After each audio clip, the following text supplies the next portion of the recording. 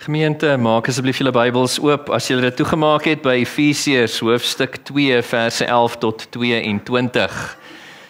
Efesiërs 2 verse 11 tot 22. Die tema wat ek met julle bespreek vanoggend uit hierdie kosbare gedeelte is God se kragtige werking in die insluiting van nie-Jode by sy volk. God se kragtige werking in die insluiting van nie-Jode by sy volk. Die apostel Paulus het in hoofstuk 1 vanaf vers 15 tot 19 in hierdie brief, vir die van julle wat ons nou gevolg het in hierdie studie deur Efesiërs tot dusver, in daai verse het hy vir die Efesiër gelowiges, wat hoofsaaklik nie Joodse gelowiges was, sy gebed vir hulle bekend gemaak. As jy kyk na vers 18 van hoofstuk 1, het hy gebid dat die Here die oë van hulle harte sal verlig, sodat hulle kan insien. Onder andere, noem hy in vers 19, dat hulle kan insien wat die onvergelykbare grootheid van God se mag is, vir ons wat glo, of wat werk in ons wat glo. En dan gaan Paulus aan vanaf hoofstuk 1 vers 19 en hy beskryf daardie kragtige werking van God in Jesus Christus se verhoging in verse 19 tot 23 van hoofstuk 1. Hoe God deur 'n onvergelykbare magsvertoon Jesus lewend gemaak het, opgewek het uit die dood en opgeneem het na die hemele, om gekroon te sit aan sy regterhand as heerser oor die heelal, as hoof oor sy kerk. Ons het daarna gekyk. En dan gaan Paulus aan daarvan aan in hoofstuk 2 vers 1 tot 10 en hy beskryf God se kragtige werking ook in die gelowiges se wedergeboorte. Dat God die wat glo, saam met Christus lewend gemaak het, opgewek het uit hulle geestelike doodsheid en morele verdorwenheid uit, en saam laat sit het in hemelse plekke, 'n besonderse posisie wat hy ons gegee het in Christus deur ons wedergeboorte.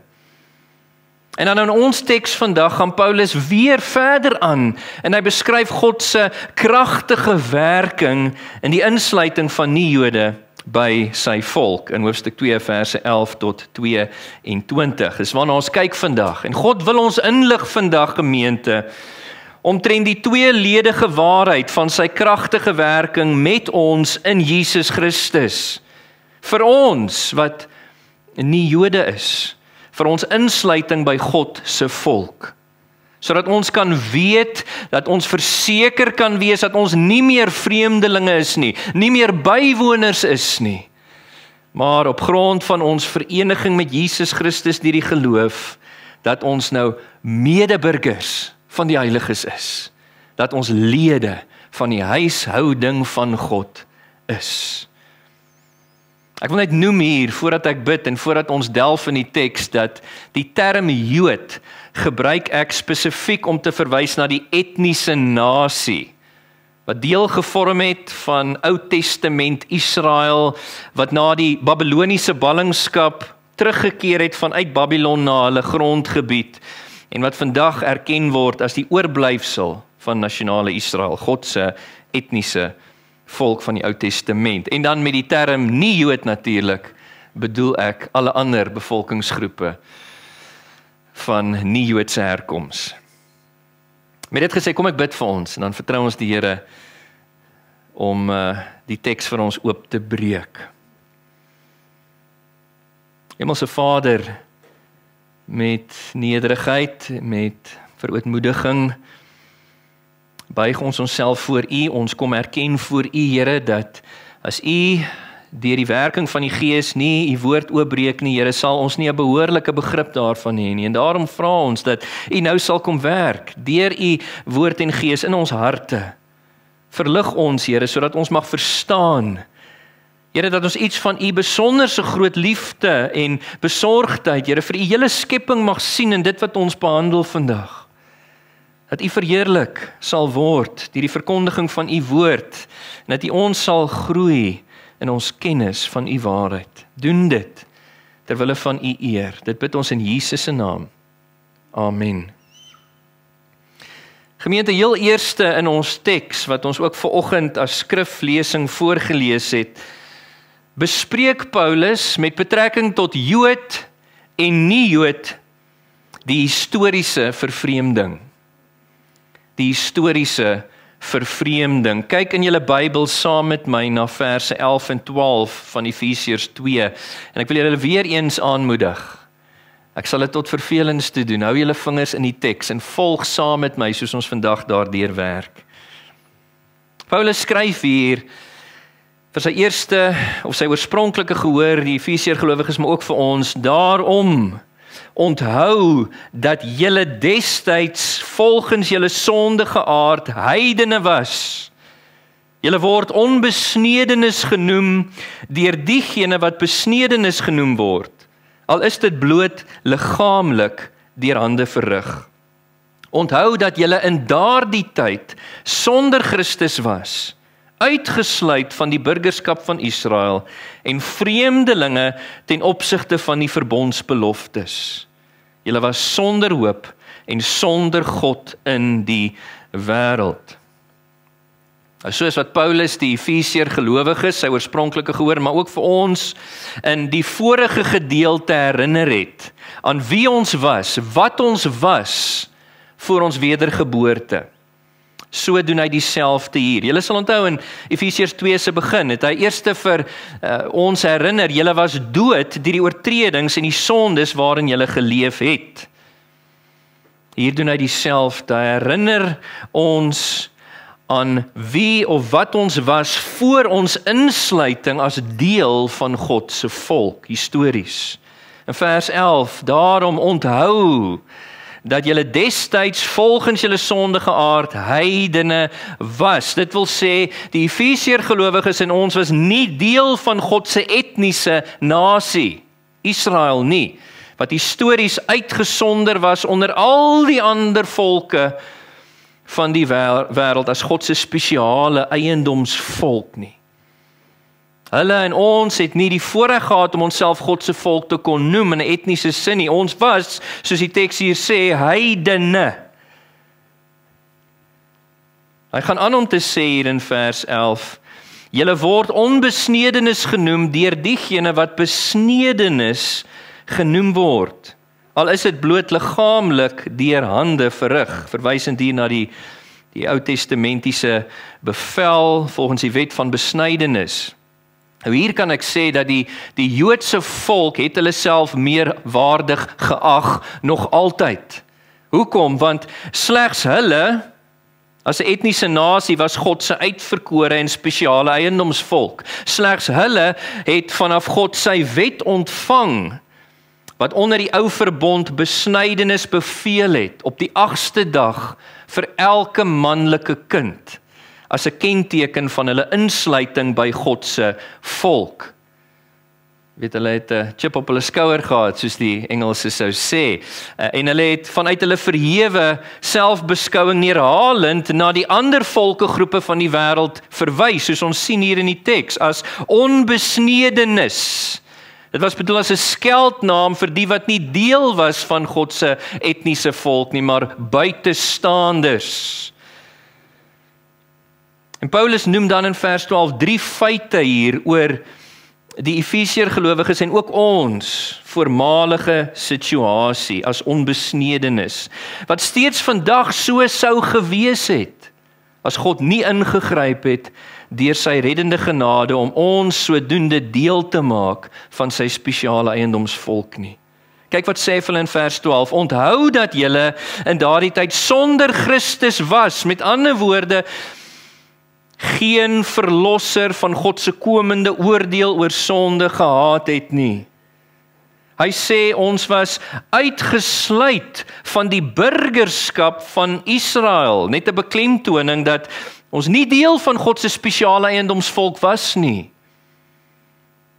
En ook, soos hy hier sê, vreemdelinge ten opsigte van die verbondsbeloftes. Dit wil sê die Efesiër gelowiges en ons ook, as nie-Joodse persone uit die nie-Joodse nasies van die wêreld. Omdat ons uitgesluit was van die burgerskap van Israel, was ons nie bewus van die verbondsbeloftes wat God met sy volk deur Abraham gemaak het nie. En ons het ook nie gedeel in daai verbondsbeloftes wat God met sy volk deur Abraham gemaak het nie. En Paulus se slotsom is dit: sou God nie ingegryp het vir die Efesiër gelowiges en ons verlossing en ons insluiting nie, sou ons steeds vandag gewees het, geliefdes, soos hy sê hier, sonder hoop en sonder God in die wêreld. Salig onbewus van ons nood en ons sou afgestuur het op rampspoedige uiteinde. En dit was waar van ons, as ek 'n toepassing mag maak, van jou en my. Ons wat soos die ander bevolkingsgroepe in die wêreld en Suid-Afrika nie Jode is in die Bybelse sin van die woord. Ons was sonder Christus, ons was uitgesluit van die burgerskap van Israel, ons was vreemdelinge ten opsigte van die verbondsbeloftes. Ons was sonder hoop en sonder God. En daarom, hoe dankbaar behoort ons nie te wees nie dat God wel ingegryp het, soos wat die teks vir ons sê. En dit bring my by die tweede punt. Paulus bespreek nie net met betrekking tot Jood en nie-Jood die historiese vervreemding nie, hy bespreek verder in die teks die huidige vereniging. Die huidige vereniging. Kyk gou saam met my in julle Bybels na vers 13. Hy sê, maar nou, in Christus Jesus het julle, wat destyds ver weg was, naby gekom deur die bloed van Christus. Hoe besonders. Ek wil weer hier noem, Paulus doen hier presies wat hy in die vorige gedeelte gedoen het. Soos ek vir julle gesê het in hoofstuk 2 vers 1 tot 10 wat gehandel het oor God se kragtige werking in ons wedergeboorte, het hy begin deur vir hulle te sê julle was dood. En dan in vers 4 maar God. En dan wys hy uit wat God gedoen het aan daardie toestand van ons. Hier doen hy dieselfde, hy wys eers vir ons uit ons historiese vervreemding en dan hier in vers 13 maar God. Ons het weer daai kontrasterende voegwoord hier, maar nou. In die huidige kerk-era waarin ons leef, geliefdes, tussen die eerste koms van Jesus Christus in hierdie wêreld en sy wederkoms, nou in die Nuwe Testament tyd, onder die nuwe verbond, vanaf daai oomblik wat Jesus die groot opdrag gegee het, gaan en maak disippels van alle nasies. Hierdie tyd waarin Paulus skryf en waarin ons steeds vandag leef, nou. In Jesus Christus sê hy, dit wil sê op grond van ons vereniging met Jesus, deur ons geloof, sê hy, het julle, weer eens 'n stelling van 'n feit hier, Paulus maak baie feitelike stellings, soos ons gesien het in die brief tot dusver, het julle, wat destyds ver weg was, van God en sy volk naby gekom. Dit wil sê, nie Jode wat histories, soos hy gesê het in verse 11 en 12, wat vervreemd en verwyder was van God en sy volk, wat sonder Christus was, uitgesluit van die burgerskap van Israel, vervreem en vreemdelinge ten opsigte van die verbondsbeloftes. Hulle het nou naby gekom, naby God eerstens, en gevolglik ook naby sy volk. Hierdie is 'n verwysing na die insluiting van nie-Jode, wat 'n reddende geloof het, saam met gelowige Jode by God se volk. Sal ek dit weer sê? Hierdie naby gekom impliseer die insluiting van gelowige nie-Jode en gelowige Jode by God se volk. Paulus illustreer hierdie waarheid kosbaar aan die gelowiges in Rome, in Romeine 11 vanaf vers 17 en aan, deur middel van die inenting van 'n wilde olyftak op die mak-olyfboom. Julle het waarskynlik al daai illustrasie gehoor, né? Dit wil sê God het sy onvergelykbare grootheid van sy mag getoon deur op 'n bonatuurlike wyse die wille olyftak, dit wil sê die nie-Joodse nasies van die wêreld, wat nie oorspronklik aan die mak-olyfboom behoort het nie, sy volk, het hy daarop ingeënt, om aan daai wilde olyftak al die voordeel van volwaardige deel wees van daai mak-olyfboom te geniet. Al die voordele van egte takke van die boom. Met ander woorde, soos wat in antieke tye en selfs vandag 'n olyfboer 'n wille olyftak, wat nie oorspronklik in die mak-olyfboom behoort het nie, sal neem, sal inent daarop, so het God jou en my met 'n nie-Joodse herkoms. Ons wat nie histories deel van God se volk was nie, het hy ons deur ons bekering van sonde en deur ons geloof in die evangelie van Jesus, het hy ons ingeënt, deel gemaak van sy volk, sy spesiale eiendomsvolk, met al die voordele van egte burgers. Is dit nie wonderlik nie? Paulus gaan dan aan hier en hy beskryf die grondslag vir hierdie huidige vereniging. Hierdie grondslag, en dit is, soos hy skryf hier, die verlossingswerk van Jesus. Die verlossingswerk van Jesus Christus, op grond waarvan God gelowige nie-Jode saam met gelowige Jode insluit by sy volk, sodat hierdie twee een nuwe entiteit kan word. Dat hulle nie meer twee aparte entiteit sal wees soos in Ou Testament tye nie, maar een nuwe entiteit, sy Nuwe Testament kerk, wat Paulus noem hier in die teks, die een nuwe mens, die een liggaam. Lees gou saam met my in julle Bybels vanaf vers 13 tot 16. Nou let op hoe Paulus dit verduidelik. Hy sê vir hulle, maar nou, hy sê vir ons, maar nou, in Christus Jesus het julle, wat destyds ver weg was, naby gekom deur die bloed van Christus. Hy, Jesus, is immers ons vrede. Hy wat albei, Jood en nie-Jood, een gemaak het. En die middelmuur van skeiding, ek sal dit nou verduidelik, die vyandskap, deur sy liggaam afgebreek het. Hy het die wet met sy eise en reëls tot niet gemaak, sodat hy deur vrede te maak in homself die twee, Jood en nie-Jood, tot een nuwe mens kon skep, sodat hy albei in een liggaam, die kerk, met God kon versoen deur die kruis, deurdat hy daar aan die vyandskap vernietig het. Paulus se punt hier, is 'n bietjie verduideliking nodig. Sy punt is dat alle mense, Jood en nie-Jood, het God se wet oortree en is onder God se veroordeling. Dit wil sê, die wet was vir die Jood en die nie-Jood, soos hy hier skryf in vers 14, 'n middelmuur van skeiding, 'n bron van vyandskap tussen God en die mens.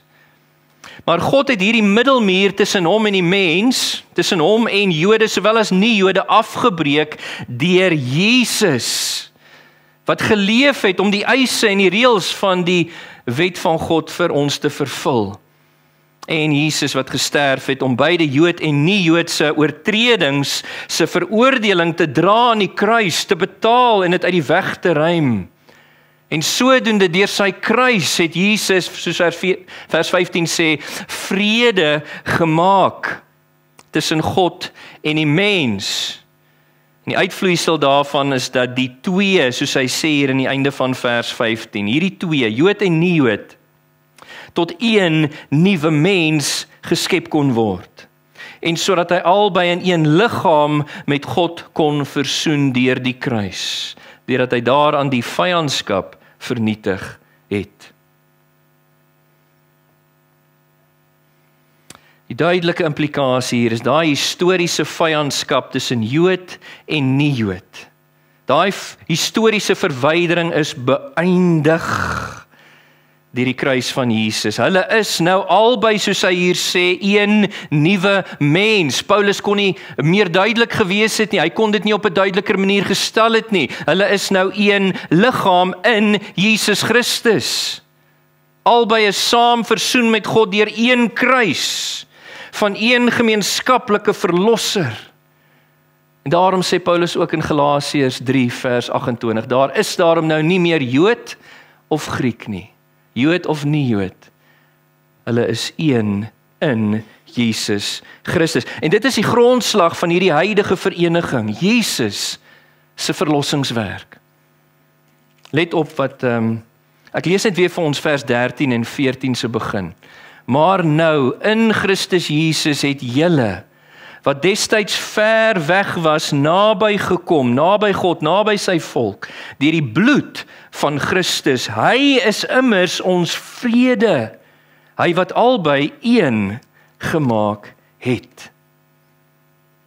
En Paulus beskryf dan ook die gevolg, nie net die grondslag van hierdie huidige vereniging tussen Jood en nie Jood nie, maar gelowige Jood en nie Jood moet ek sê. Hy beklemtoon ook die gevolg van hierdie huidige vereniging. Kyk saam met my na vers 19 van ons teks. Hy sê, so is julle dan nie meer vreemdelinge en bywoners nie, maar julle is medeburgers van die heiliges, lede van die huisgesin van God. Hoor julle, ons, tesame met alle nie-Joodse gelowiges oor die wêreld, ons wat vroeër vreemdelinge en bywoners was, is nou 'n Nuwe Testamentie onder die nuwe verbond, volwaardig deel van God se volk, sy kerk. Ons is medeburgers van die heiliges. Is dit nie wonderlik nie? Ons het hierdie voorreg om medelede te wees van die huisgesin van God. Hoe bevoorreg. En dit deur geloof in die evangelie, die goeie boodskap van Jesus Christus. Dit is presies wat Paulus vroeër gesê het hier in vers 17 en 18. Kyk gou saam met my.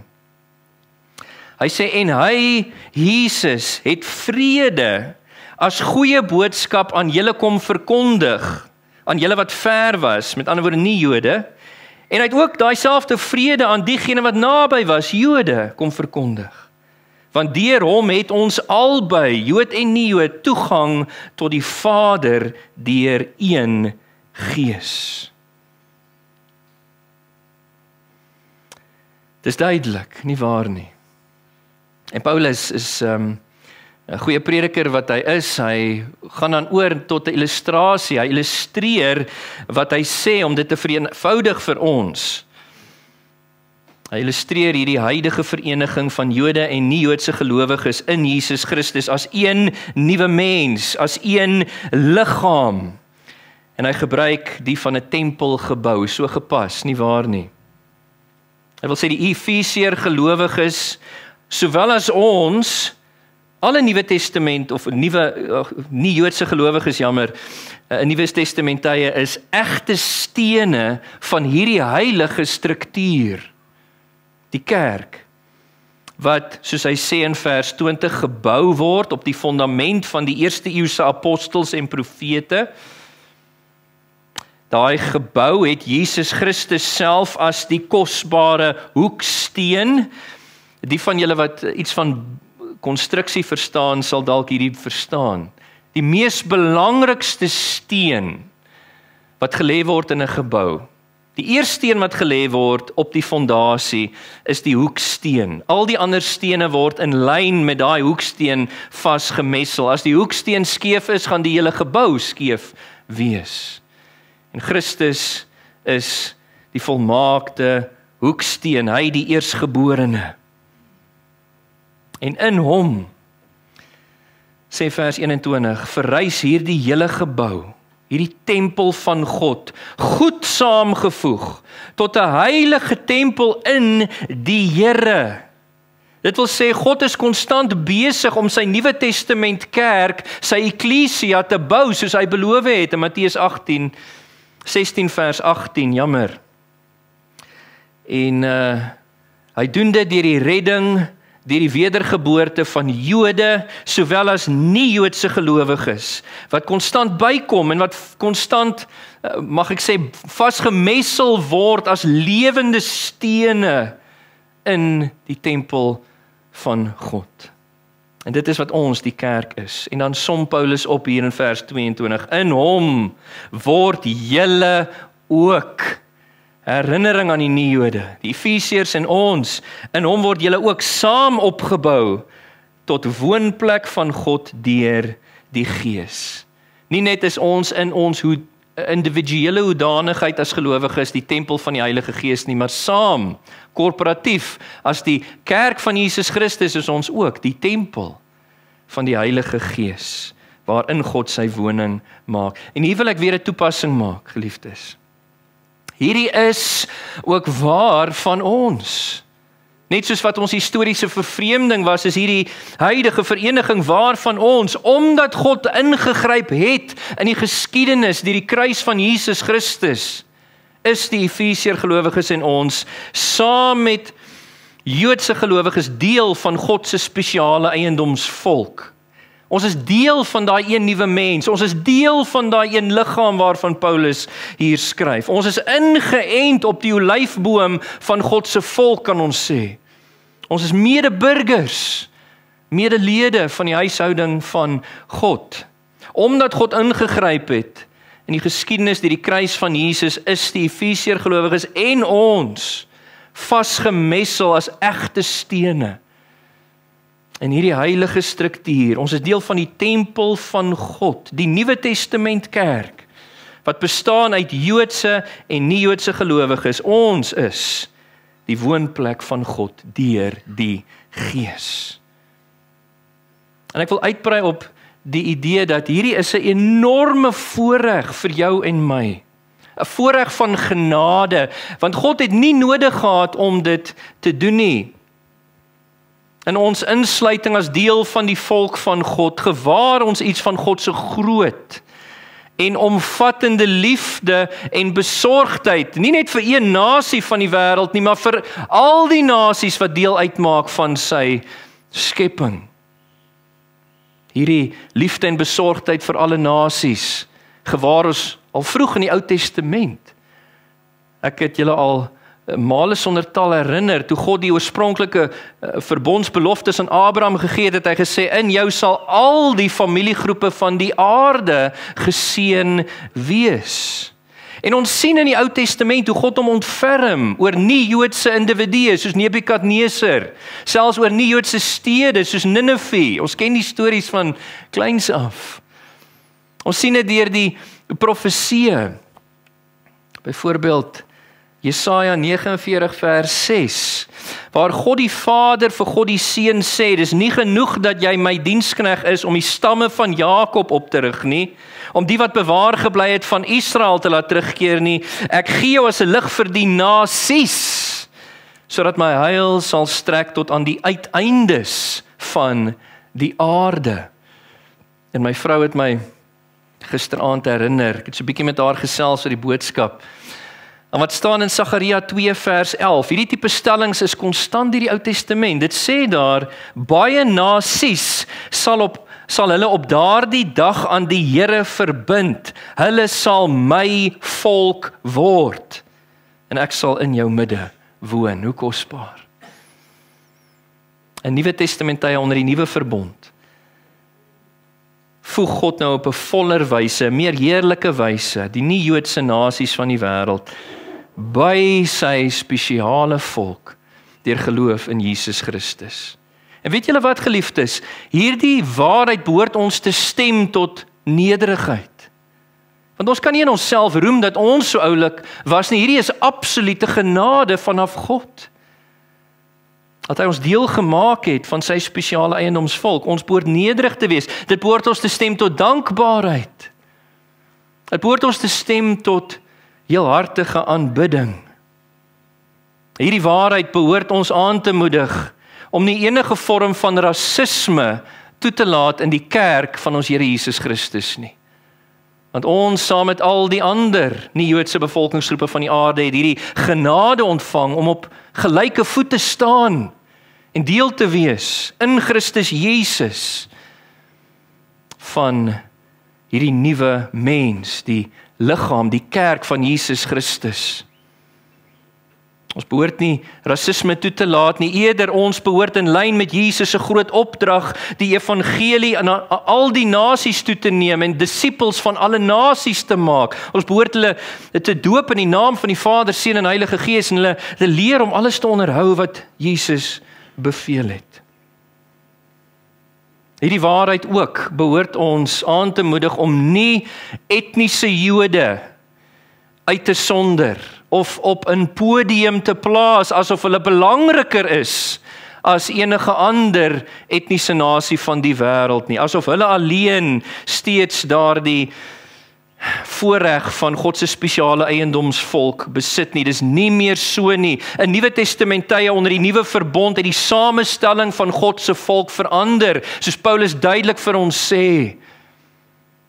Die kerk, die een nuwe liggaam, die nuwe mens bestaan uit Joodse en nie-Joodse gelowiges, wêreldwyd, wat saam hierdie tempel van Christus, van God in Christus is. Ons behoort nie etniese Jode uit te sonder nie, eerder behoort ons ook te roem in die Here wat ons ingesluit het as deel van sy spesiale eiendomsvolk, saam met gelowige Jode. En kyk, wanneer ek dit sê, weet ek trap nou op gevaarlike grond. Ek wil noem dat wanneer ek hierdie woorde sê, beteken dit nie dat God die etniese nasie van die Jode afgeskryf het en niks meer met hulle te doen wil hê nie. Ek sê dit glad nie, julle moet dit nie hoor nie. Op grond van die aardsvaders, Abraham, Isak en Jakob, glo ek persoonlik, en hier staan ek saam met baie konservatiewe, bekwame teoloë en Bybelinterpreteerders, wanneer ek sê dat die Here sal in die toekoms, op grond van die profeseë, sal hy om weer wend na daai nasie, op grond van die aardsvaders, en hulle nader trek. Hy sal herlewing veroorsaak, en etniese Jode sal hulle toevlug na Jesus Christus neem. God het nie 'n aparte plan vir etniese Jode nie. Ons glo dit hoegenaamd nie, maar hulle sal hulle toevlug neem as 'n nasie in daai tyd na Jesus toe, en hulle sal deur geloof in Jesus ingesluit word in hierdie een nuwe mens, in hierdie liggaam, en deel word van die kerk, saam met ons, en so sal die hele Israel van daai dag gered word. 'n Laaste toepassing voordat ek afsluit. Laat ek net dit sê. Indien jy vanoggend hier sit en jy het nog nie tot bekering gekom van jou sondes nie, het nog nie na Jesus toe gedraai om aangeneem as jou verlosser van sonde, die Here van jou lewe nie, het nog nie geloof in hom geplaas nie, dan nooi God jou ook vandag uit om dit te doen. Kom na Jesus toe, draai jouself na hom toe, sodat jy ook deur die genade van God 'n medeburger van die heiliges mag word, 'n medelid van die huishouding van God, ongeag jou herkoms. Amen. Kom ons sluit ons oë. Hemelse Vader, dankie vir die woord wat kragtig en duidelik na ons toe gekom het. Ons is so dankbaar daarvoor, Here. Ek wil bid dat U die naprediker hiervan sal wees tot ons harte, dat U ons sal verdiep in ons begrip van hierdie, wat ons maar kan noem, 'n kontroversiële onderwerp. Here, dit is tog so duidelik in die skrifte. Mag U ons help en verdiep in ons begrip van die verhouding tussen Jood en nie-Jood binne die kerk in Nuwe Testament tye onder die nuwe verbond. En help ons, Here, om in die lig daarvan te leef ter wille van U eer. Seën ons ook nou, Here, soos wat ons hierdie diens gaan afsluit met die slotlied, die seënbede, die samesyn. Dit bid ons in Jesus naam. Amen.